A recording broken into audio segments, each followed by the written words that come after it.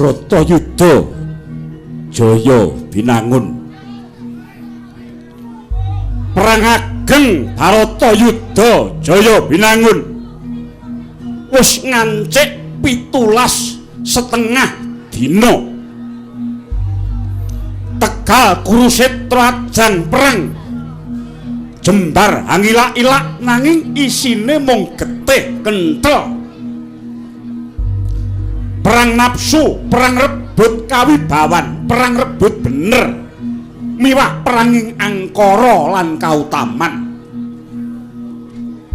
Mrawasa kang tanpa dosa mateni wong kang ora ngerti, jengkelang dadi bathang, rubuh dadi wuh, sirah mencelat usus brodol, gembong tugel tumpuk matimbun-timbun dadi gunung bangke.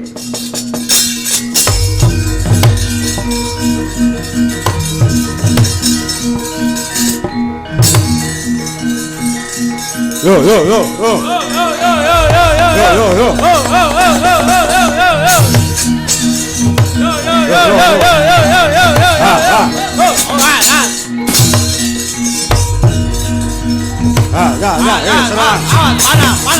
ayo maju ayo.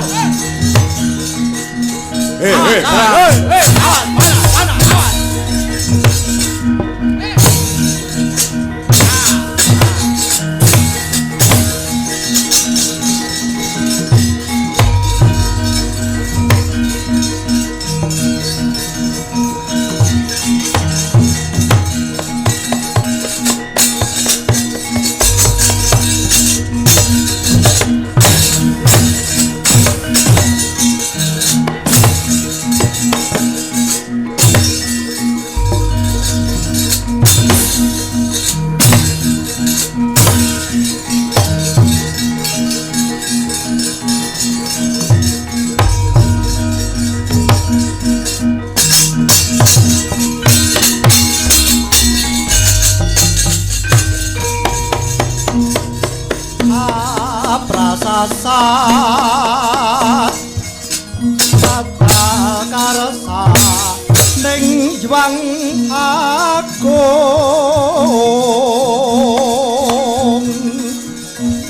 mulane pawon urip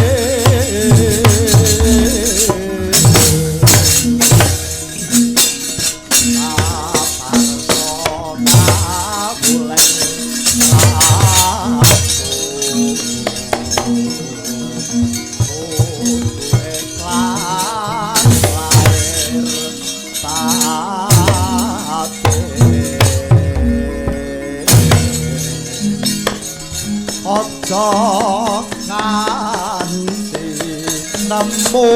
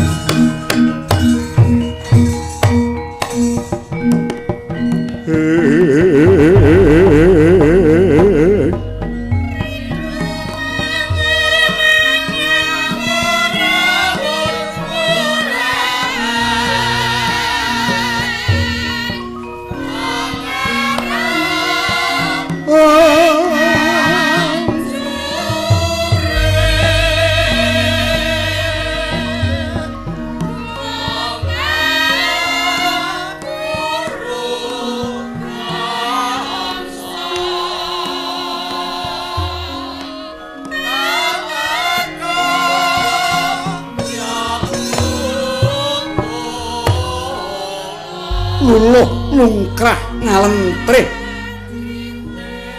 kaya linolo sanotot bebayune sang panengah Pandhawa Raden Arjuna. Bambuh-tambuh Sotaning Driya tansah anggendhong wigena. Wengi sing pabaratan Tegal Kurusetra tansah kepi-kepi gawang-gawang aning padoning netra. Nenggih Sedanira ingkang putra kinasih Sang Abimanyu.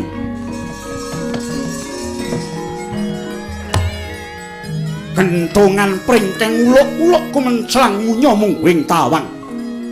Yen Torinasa kaya nyawa kang wis ora krasan melu raga. Warsa ideping tekad risana bagus. Ing cipta kaya arsa nglampus diri. Najan wis patara dina gugurira Sang Abimanyu. Parandene kaya wis datanana pangarep-arep pepulih.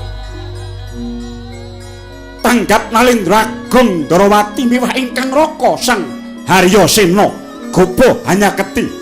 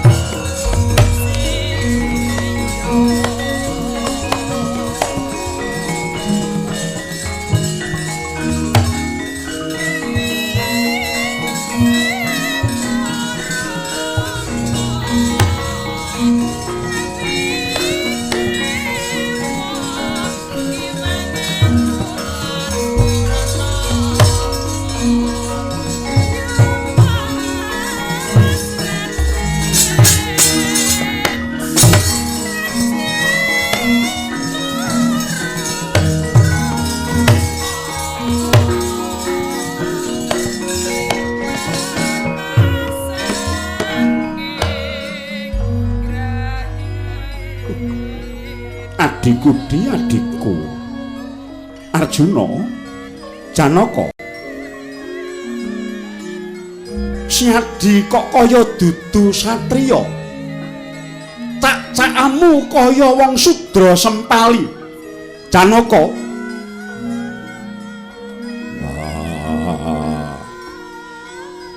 kowe aja maido jlamprong dhisik rasane wong kelangan. Aku yo ngrasake tekan dina iki patine Gatot ora iso tak kipatake saka ing pengangen-angenku. Yayi iki perang, iki Bratayuda. Tak jaluk Siadi aja kesamaran merga ngene ya. Dumadining kodrat ala lan kodrat becik ingkang aran karma ingkang tekane kala mangsa kudu rebut unggul mahanani pati lan karusakan. Kuwi ora gedhe ora cilik tumraping jagat yekti mung dadi srana panggugaing cipta rasa budi lan karsa. Ora liya mung padha ngangkah marang kasampurnan. Najan akeh kang padha ngarani yen to Bratayuda iki dadi plawangan rusak ing jagat. Ning tumrap jagat iki mung dianggep kahanan lumrah ingkang pendak-pendak mesti dumadi. Ora pilih bangsa, sedulur, budaya, agama lan liyane waton isih sinandhangan karma mesti padha nglakoni Janaka. Mara gagil remna dhisik sarehna rasamu.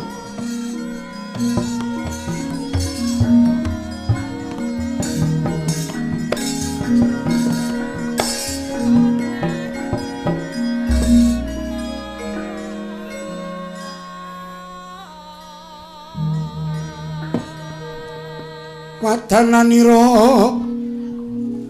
layu kumekut cemrah nyo maratani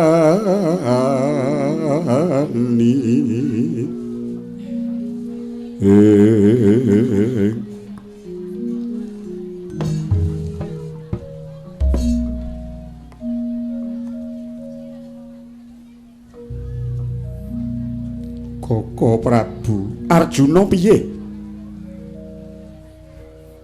Estunipun sampun boten kirang-kirang anggen kula tumindak wonten salebeting kesaenan. Nanging kenging menapa wohipun namung tansah nampi lelakon ingkang awrat. Kula tansah nindakaken kasaenan kados piwucaling Weda Suci. Ewadene tundhanipun wohipun namung sarwa pait lan getir. Janaka, kosek ya. Yen siadi nandukake kabecikan marang wong liya, tulisen ana ing lemah. Pamriye bendang ilang, didak-idak dening wong liwat. Nanging yen to sira nyayi nampa kabecikaning wong liya, ukiren ana ing watu gajah. Perlune dimen langgeng selawase. Malah sayektine no piwulang ingkang nyebutake yen tanganmu tengen tetulung, tanganmu kiwa aja nganti weruh. Kosok daline yen to pipimu tengen disampluk nguwong, pipimu kiwa ulungna pisan. Ingkang werdine wong nandur kabecikan mono aja ngarep-arep uwohe. Najan to titi mangsa Bratayuda iki kang mbok undhuh ora ana liya mung kasusahan, nanging siadi kudu tetep jejering satriya. Yayi, ingkang gugur ing Madyalaga ora mung putramu Abimanyu nalika semana, nanging uga para pepundhenmu. Kanjeng Hyang Ganggaya ya Sang Ganggadata, ya Sang Resi Bisma. Gurumu Resi Drona lan uga liya-liyane kabeh padha kasambut ing rana. Lan sejatine ngene, Di. Sadurunge Bratayuda dumadi pun Kakang wis nate ngendika marang sira Yayi yen to bakal ana tandha-tandha rusak ing bangsa Kuru.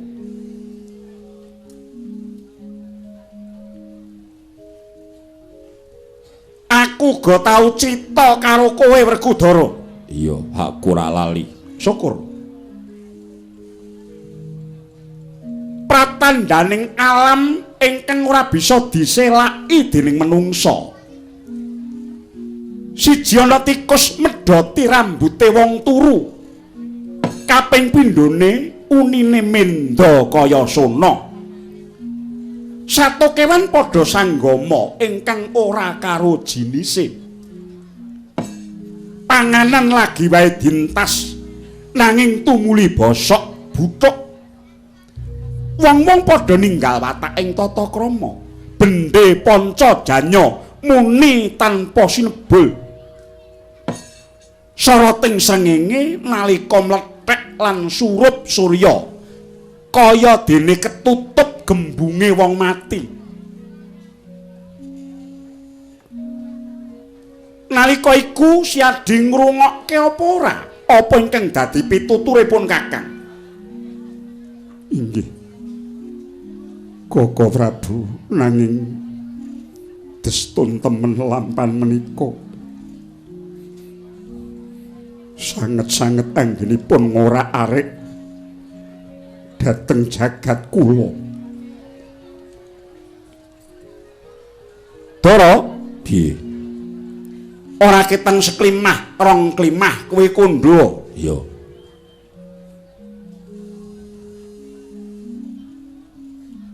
Ning bareng ati kowe semeleh yen digagas mlebu ana jagat Bratayuda Jaya Binangun kaya ana alaming pangimpen dene ngatasé perang kakek Bisma wektu 10 dina ngentekke prajurit pirang-pirang ewu.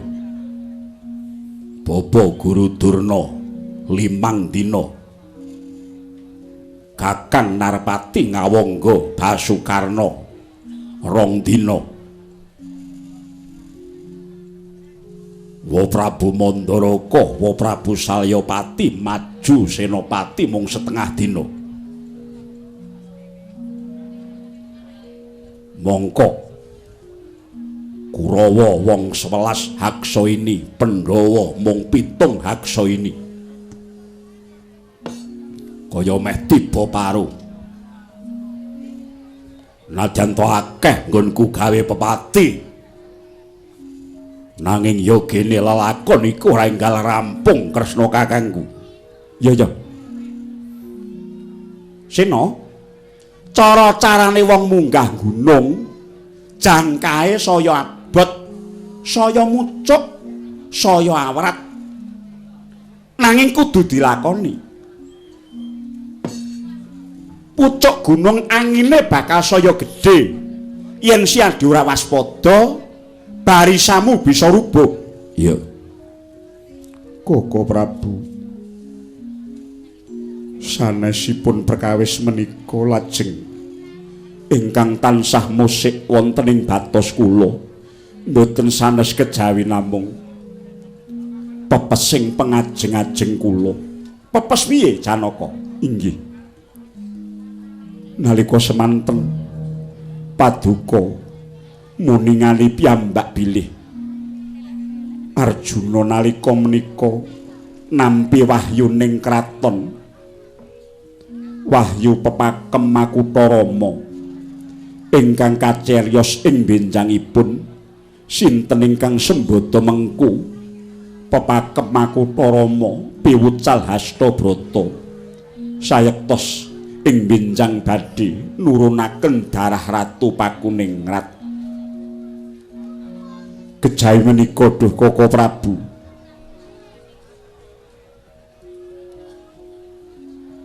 anak kula Abimanyu kinampi wahyu Cakraningrat ingkang kacariyos menika ugi wahyuning ratu. Sinten baya ingkang saged kadunungan wahyu Cakraningrat ing benjangipun saged jumeneng ambawani bawana. Nanging duh Koko Prabu, pepesing pengajeng-ajeng kula reh ning Abimanyu sampun gugur. Lajeng ingkang rayi Arjuna kula ugi sampun sepuh. Kula sampun boten gadah pengajeng-ajeng malih tumraping lelampahan. Bratayuda Jaya Binangun menika dados jalaran risak ing Samukawis miwah badhe cursing tedhak turas kula Koko Prabu. Anjrahing keng Puspitarum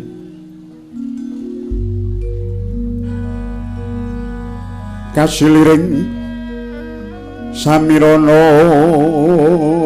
omrek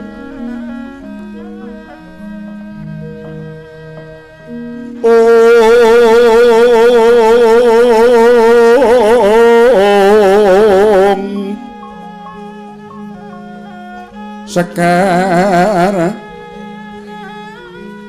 kadong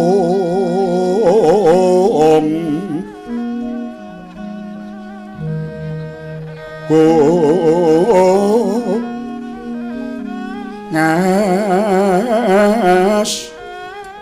gandanyo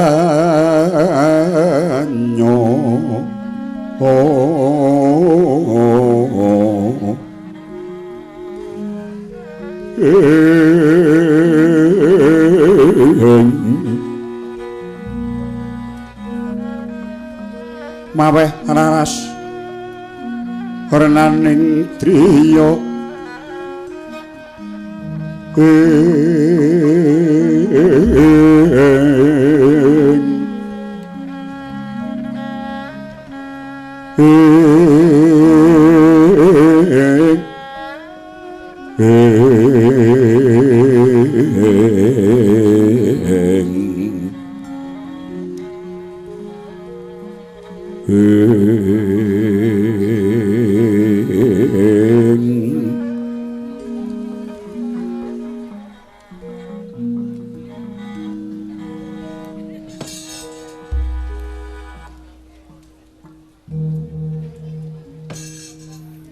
Arjuna, Yayi,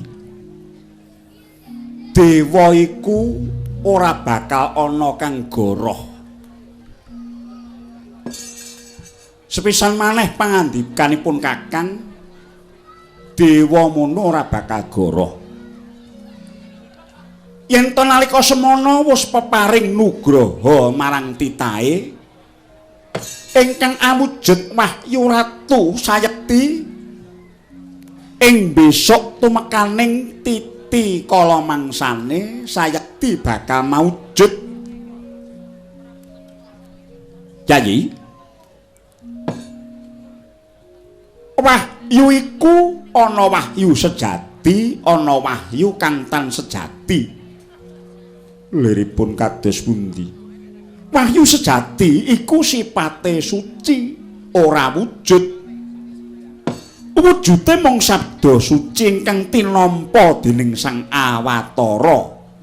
Sang Awatara iku tegese jalma pinilih ingkang dayane hayom, hayem lan hayu. Srananing ngruntutake obahing karep cipta pakarti mung tumuju budi luhur, pamikir pangucap lan pakartine wis nyarira pepadang. Kuwi jenenge Sang Awatara, ya kuwi jalma pinilih. Inggih. Angka 2. Wahyu ten sejati iku wujude cahya dumadi saka alusing anasir bumi. Tuladane pulung ndaru duwe watak hayom. Sapa kang kanggonan bisa mengku kamulyan. Sapa sing kedunungan bakal sinung kabejan Janaka. Inggih. Lajeng sambung rapetipun nanging kabeh mau mawa pangorbanan. Menungsa ora bisa mbedhek bakal besok kapan tumekaning kabejan lan kamulyan. Yayi, jroning Bratayuda Jaya Binangun iki kejaba siadi ngayati dharma, kejaba siadi ngayati perang gedhe, nanging ing cipta siadi kudu nglebur dosa srana pamratobat. Inggih. Carane mertobat pasrah percaya kanthi sentosaning ati menyang Kang Maha Agung, werna-wernaning penandang ingkang ana batin lan ana ing wadhakmu, tampanen kanthi sukarela lan narima. Lire yen siadi kelangan anak aja pisan-pisan ngresah lan ngresula. Yen siadi tatu rasamu lan uga tatu sariramu, aja pisan-pisan siadi ngaduh lan sambat. Sekabeng dosamu tebusen kanthi pangorbanan suci. Nindakno budi dharma sak putuhe. Yen siadanane mung nglokro lan dremunuh, Bratayuda iku ora bakal rampung. Yen ngono pun Kakang bakal wisuh perkara iki. Tatkala narpa Kresna ten tulus anyakra ring Resiwara Jahnawi Suta kang munggah kalih ing rata teher tumiyang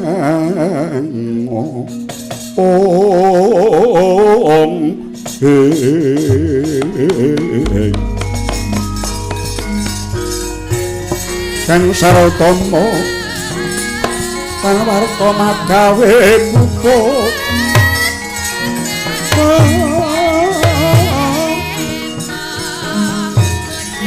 kuno sang Resira mangya kata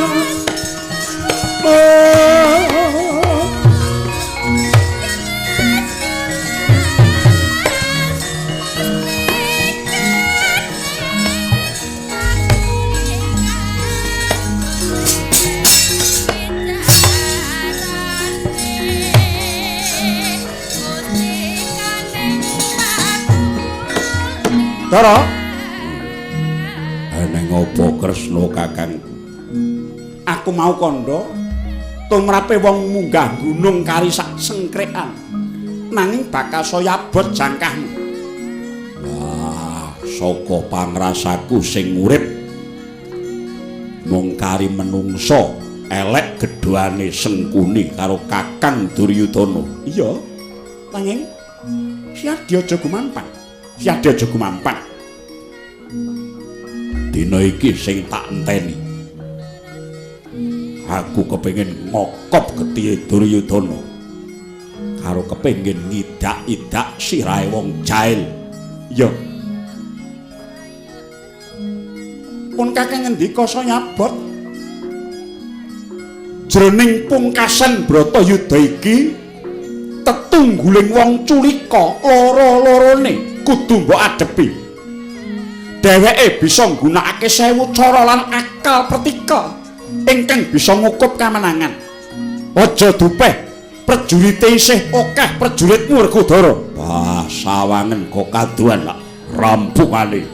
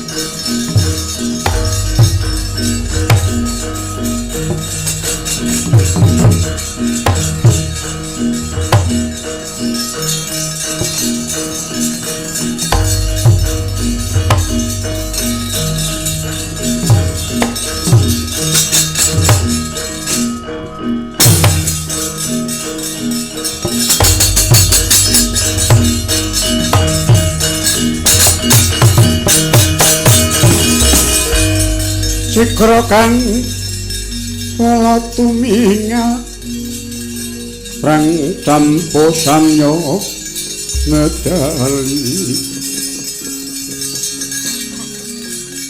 ler cadet wileteng kata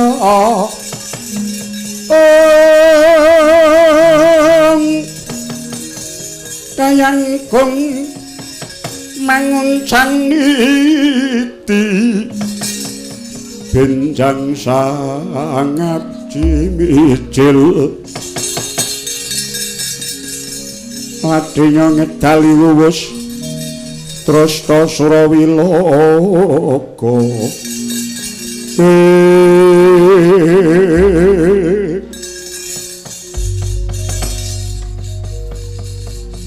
Kakang Adipati piye dari sanget boten nginten bilih menika ingkang putra Kaki Duryudana ingkang sowan Kakang anakku Jaka Pitana inggih Kakang. Oh, anakku nggih, anakku Kurupati. Syukur mangayu bagya sekedhi jumurung. Kowe teka ning pangarepanku. Aku krungu kabar Bratayuda iki wis lumaku 17,5 dina. Wis entek ngalas entek ngomah. Remuk bubuk dadi rempon. Anak-anakku sata kula wakeh kang jengkelang. Ngadang-adang dadi batang. Kurupati. Kadingaren jroning 17,5 dina kowe teka ana pangarepanku. Kowe arep guneman apa Jaka Pitana?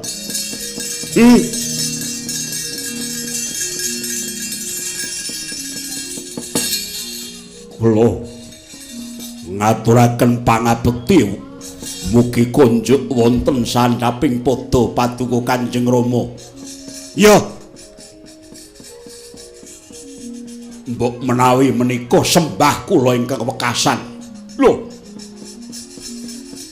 Eneng alamat apa Duryudana? Anakku nggih, anakku Kurupati. Kowe aja matur kaya ngono ya, Nggih. Kowe sik, kowe menengo dhisik Gendari. Aku tak kandha karo anakmu. Duryudana? Lho. Bratayuda Jaya Binangun iki nek wong akeh-akehe padha ngarani yen to iki sing duwe gawe jagat. Nanging sejatine Bratayuda Jaya Binangun kuwi sing gawe kowe. Sing gawe kowe Kurupati.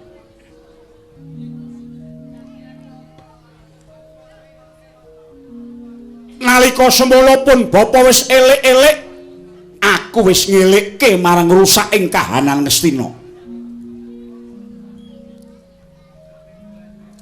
Sadurunge Bratayuda dumadi kapara 10 taun sadurunge aku wis tau kandha. Aku ngeman menyang negara sakputuwe iki. Saiki owah negara saya panas, Ngastina pancen kondang ning ora padhang. Nek kupingmu ngrungokke nalika kuwi kowe mesti niteni. Ngastina kondang mbok cekel nanging Ngastina ora padhang. Ngastina sugih nanging kawulane ngelih. Ngastina sentosa nanging jerone rekoso. Liripun kados pundi? Kowe wong ora nganggo ngelmu titen.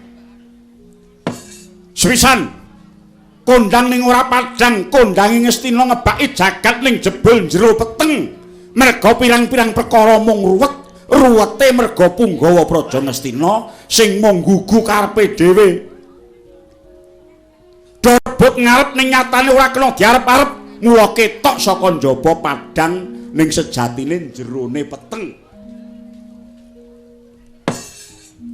Ngastina sugih ning kawulane ngelih. Kesugihaning Astina sak protelon jagat ning mung numpuk ana dhuwur, ora mili warata mengisor. Mula kawulamu akeh sing kaliren. Sing seneng-seneng mung kowe karo dapure Sengkuni. Sing gaglaki bandane wong pirang-pirang mung kowe karo Harya Suman ngantek blendang wetengmu, ngantek suwek cangkemmu. Ning nyatane kawulamu padha dadi kere.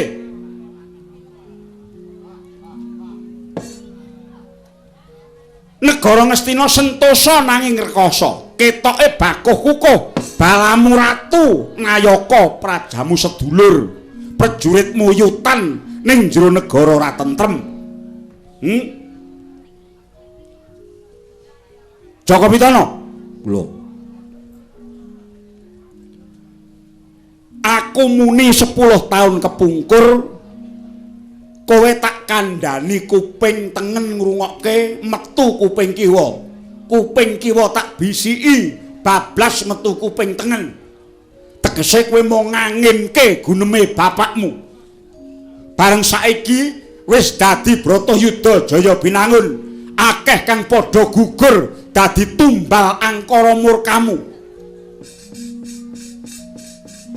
Kok kowe saiki rene methuki aku njaluk pangestu kowe kandha yen to arep nyembah niki sembah sing pungkasan. Nek ngono wis krasa, kowe wis krasa jroning atimu yen to sejatine kowe ora bakal ngukup apa-apa Duryudana.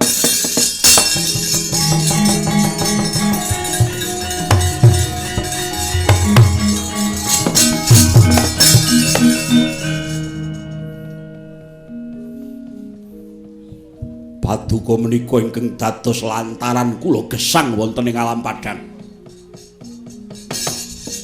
Paduka kalih Ibu Gendari menika pepundhen kula. Kinten kula mboten lepat menawi Jaka Pitana wonten pungkasaning Bratayuda Jaya Binangun menika kula nyuwun pangestu dhateng Paduka. Kowe tak pangestuni Jaka Pitana. Kowe tak pangestuni Yongger Manggiya Jaya. Sik. Anakku 100 jarine mung kari loro. Kowe karo Kartomarma. Aku krungu kabar jarine Dursasana wis dipoteng-poteng. Wis diodel-odel.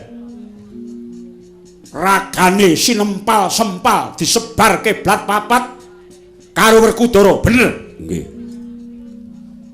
Anakku Durmagati jarine dipidak karo Werkudara mecedel ilate diguang nyang kalen, bener? Nggih.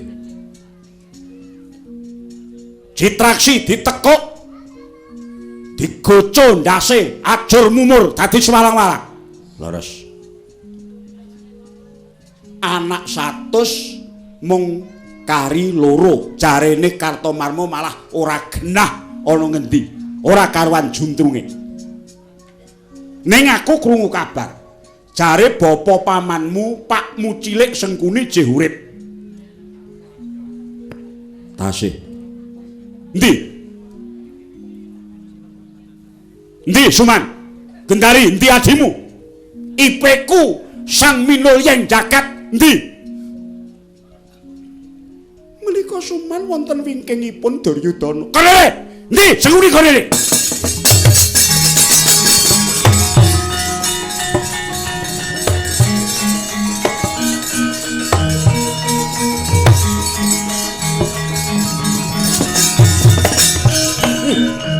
Suman, Suman.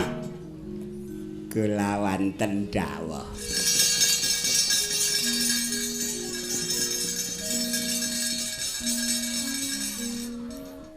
Kowe jek urip. Nyatanipun inggih tasih saged guneman. Tegesipun kula tasih gesang. Kok omonganmu isih iso glece kowe? Kowe nyebar pepati. Kowe gawe korban wong pirang-pirang yuta cacahe. Wong pirang-pirang haksa ini padha mati merga saka trengkahmu. Anakku 100 mung kari loro. Kok kowe jek urip? Kok sae temen kowe sengkuni? Biyen anakku kabeh tak pasrahke menyang kowe supaya mbok gula entak. Dadi wong kang utama tumindake suci lan temen pakartine ing lair ngudi karding batin ngesti Gusti. Karepku ngono, ning jebul mbok pulang dadi wong urakan. Kowe nyipati ora batine Durmagati? Nggih. Nyipati batine Dursasana? Nggih, kula ngertas. Getihipun malah dipun ombe kalian Werkudara. Kowe nyawang? Nggih. Kok mentala kowe? Malah gayeng nika.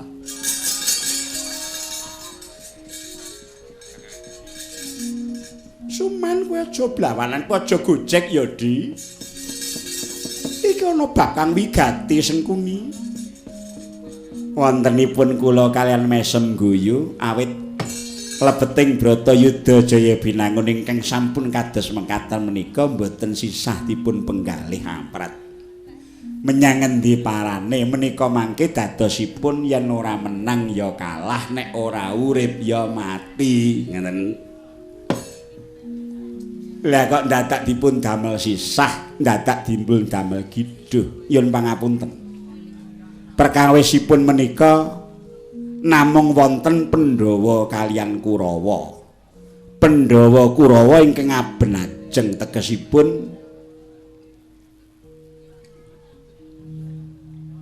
nek Kurawa menang Pandhawa mesti pecah. Nek Kurawa pecah sedaya mesthenipun Pandhawa ingkang mimpang menika. Kula nuwun sewu. Kala wau dipun westani ingkang damel perkawis menika ugi kula. Nanging wiwit nalika Kurawa menika tasih timur, tasih alit-alit, Kakang Mbok Dewi Gendari kula damel supados sengit ngigit-igit raosipun dhateng keponakan-keponakan Pandhawa. Nalika anak angger menika malah kapara tasih wonten jero weteng. Anak Prabu Jaka Pitana dereng lair, Mbak Yu kula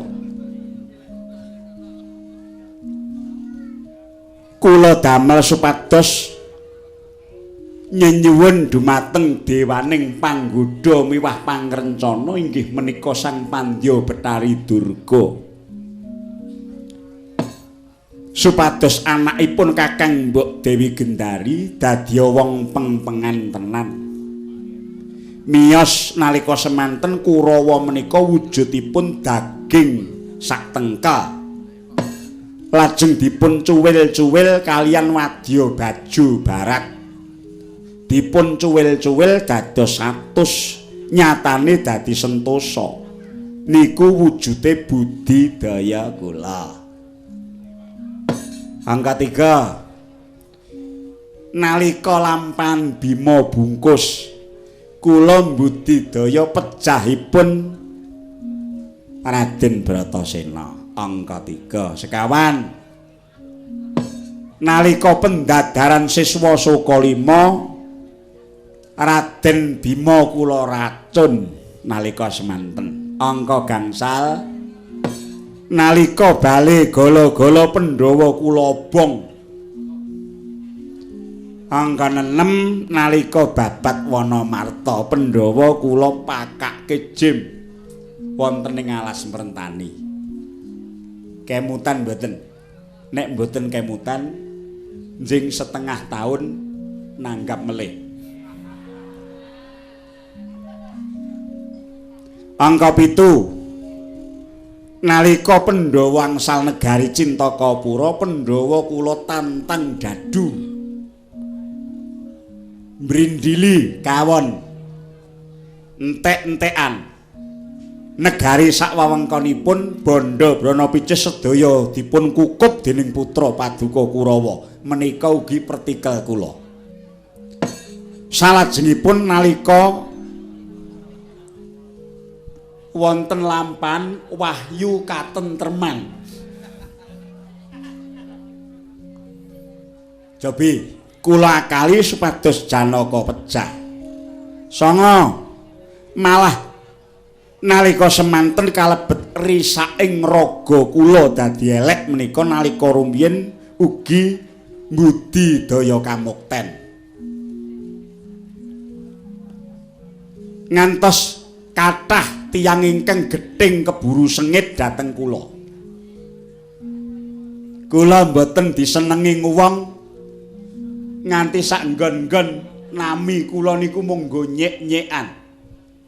Gambar kula niku dienggo jemeh men mboten payu. Ratu Ndarawati Prabu Sri Bathara Kresna niku salah sawijining wong sing sengit kalih kula. Angka 2 Raden Yama Widura sederek panjenengan piyambak niku nggih gething kalih kula. Angka 3 upama wong ijik urip naminipun Antarja kalih Wisanggeni niku rumiyin kalih kula ngigit-igit. Nek perang gagal kula nggo dolanan.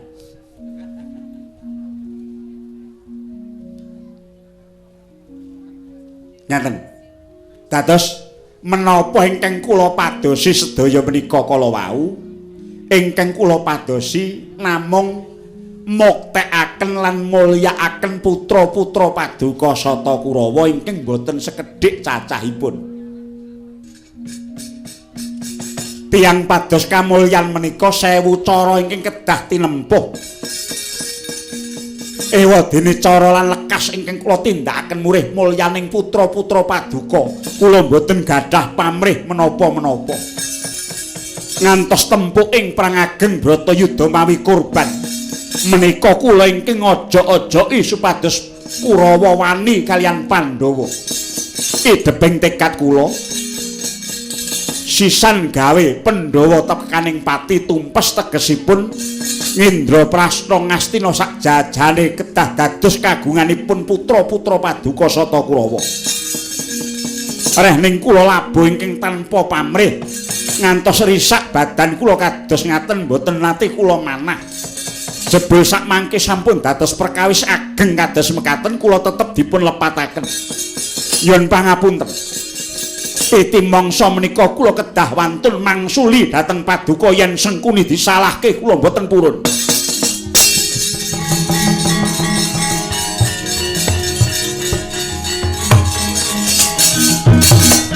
Kunjang Kanjeng langit kelap katon mirgin sang alis.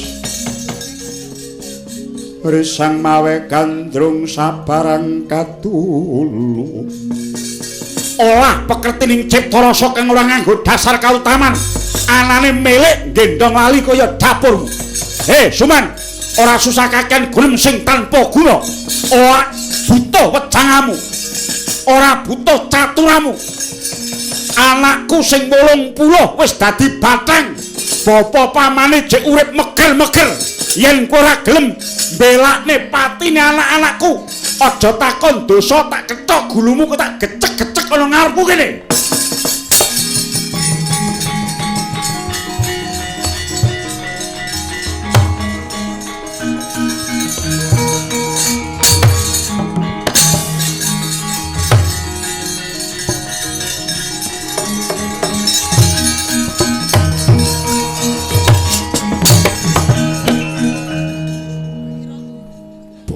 Paman kula Harya Suman ampun didukani.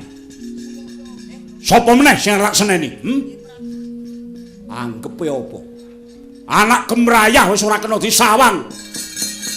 Aduh, Gendari. Aduh. Lah kok tenan ketemane. Lowong Yayi Prabu Pandhu duwe anak 5 digula wentah permati. Najan Yayi Prabu Pandhu wis ora nyipati, nanging jebul dadine bocah utama.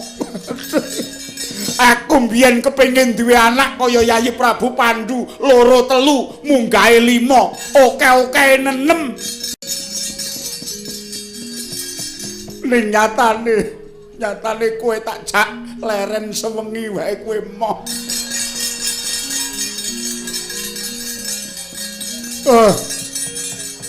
Apa kaya ngono kuwi pawakane wong wedok ploso jenar grek. Aduh dewa, aku ora bisa ngucap Ndari. Kowe iki dudu wong manak nanging wong mencret.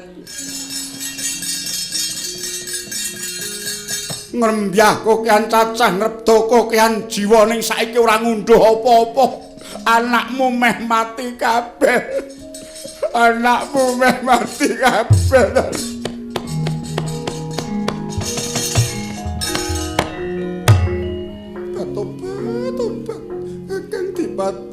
Kakang dipati nyuwun pangapunten ingkang agung. Sampun ngendika ing kados mekaten. Putra Paduka tasih meger-meger mboten pecah sedaya Kakang. Ari nyandi parane. Tandurane mala wis akeh. Karma kuwi lumaku arep menyang endi parane. Nandur pari cukul pari, nandur brambang cukul brambang. Sing ditandur balung cumplung. Anak-anakmu mung nyirami nganggo getih lah kok dadi kon ngunduh apik-apik nggon ngendi. Iki gone karma pala. Iki Ndari. Aku engko piye Ndari? Aku mung urip karo kowe nek Duryudana karo Kartamarma mati. Aku dadi wong tuwa mung kluntang-kluntung karo kowe Ndari. Apa meneh Sengkuni maju perang kae rekake arep ngopo kae? Diapure Sengkuni kaya luwak. Kaya ngono arep maju perang sing go menang apa adimu Suman iki? Diapure rambe jaji. Kendari anakmu nek mati piye? Kula mboten badhe pecah. Kula mboten badhe mati. Kula tasih kepengin gesang. Najan prajurit kula sampun telas tumpes tawis.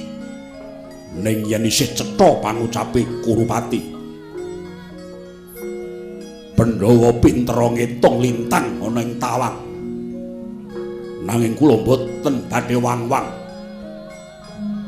Yen kula pun gelem maju perang ora urung Pandhawa mesti ngatang-ngatang dadi batang. Apa kuwi tenan Jaka Pitana? Anakku nggih, anakku Kurupati ya tetep ana ya nggih, tetep ana Jaka Pitana, tetep ana. Kula nyuwun pangestu. Wong ramyaning kan sasongko kumenyar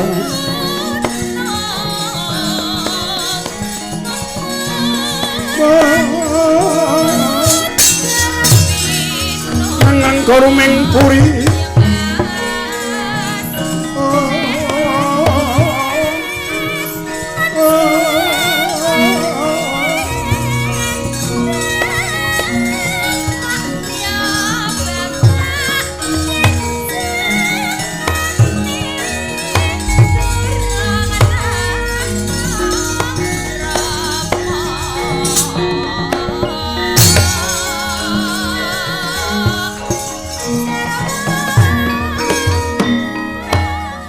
Dari kula wonten dawuh gage aku tuntunen yen Ndari. Aku tuntunen nyang pabaratan Tegal Kurusetra ajanging perang pupuh. Betoban mbok mboten sisahke wala Paduka badhe menapa Kakang? Ora. Aku tuntunen aku gereten ora ketan nyandung cumplung langkai batang ora apa-apa gege aku tuntun. Najan mripatku utara weruh kahanan aku krungu saka cedhakan pambekoe Jaka Pitana kan tan perbeda kaya singa barung kang kluwen. Aku ben krungu geget gumreguting anakku nggone ngadoni pupuh dari kake tuntunan dan